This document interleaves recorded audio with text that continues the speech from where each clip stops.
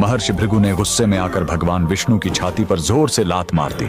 छाती पर माता लक्ष्मी का वास होता है। इस अपमान से आहत होकर माता लक्ष्मी हमेशा के लिए वैकुंठ छोड़कर चली गईं और यहीं से शुरू होती है दुनिया के सबसे अमीर मंदिर तिरुपति बालाजी के बनने की कहानी। वैकुंठ छोड़ने के बाद माता लक्ष्मी सीधे पृथ्वी पर आ गईं।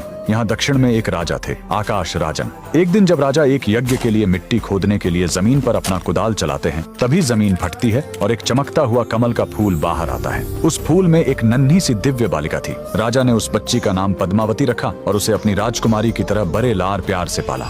उधर भगवान विष्णु माता लक्ष्मी के बिना बहुत उदास हो गए। उन्हें ढूंढते हुए वो धरती पर तिरुमाला की पहाड़ियों पर आ गए। माता के वियोग में वो इतने दुखी थे कि उन्होंने खाना पीना छोड़ दिया और एक चींटी के टीले के अंदर बैठकर गहरे ध्यान में चले गए। भगवान को भूखा देखकर एक गाय रोज उस चींटी के टीले पर जाती और अपना सारा दूध उसके अंदर गिरा देती थी। एक दिन गाय चराने वाले ने यह देख लिया। उसे लगा कि गाय दूध बर्बाद कर रही है। गुस्से में आकर उसने गाय को मारने के लिए अपनी कुल्हाड़ी खींचकर पूरी ताकत से उसकी तरफ फेंक दी।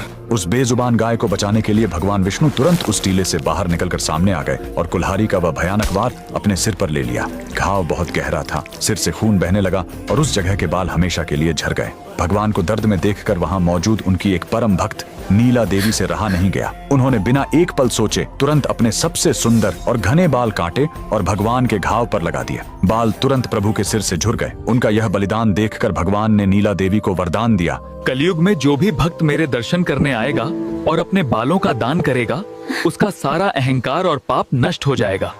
बाद में भगवान विष्णु जो धरती पर श्रीनिवास के रूप में रह रहे थे, उनकी मुलाकात राजकुमारी पद्मावती से हुई और दोनों का विवाह तय हो गया। चूंकि पद्मावती एक बहुत बड़े राजा की बेटी थी, इसलिए एक शाही शादी की जरूरत थी। लेकिन प्रभु के पास धन नहीं था, इसलिए भगवान श्रीनिवास ने धन के देवता कुबेर से एक बहुत बड़ा कर्ज लिया। कुबेर ने शर्त रखी कि कल युग के अंत तक भगवान को यह कर्ज ब्याज समेत चुकाना होगा। आज भगवान तिरुपति बालाजी उसी कर्ज को चुका रहे हैं। मंदिर में भक्त जो करोड़ों का धन और सोना दान करते हैं, वो कुबेर का कर्ज चुकाने के लिए होता है, और जो महिलाएं और पुरुष अपना सिर मुंडवाते हैं, वो नीला देवी के बलिदान का सम्मान करने और अपना अहंकार भगवान के चरणों में छोड़ने के लिए ऐसा करते हैं। अगर आप भी भगवान बालाजी के भक्त हैं, कमेंट्स में लिखें गोविंदा गोविंदा।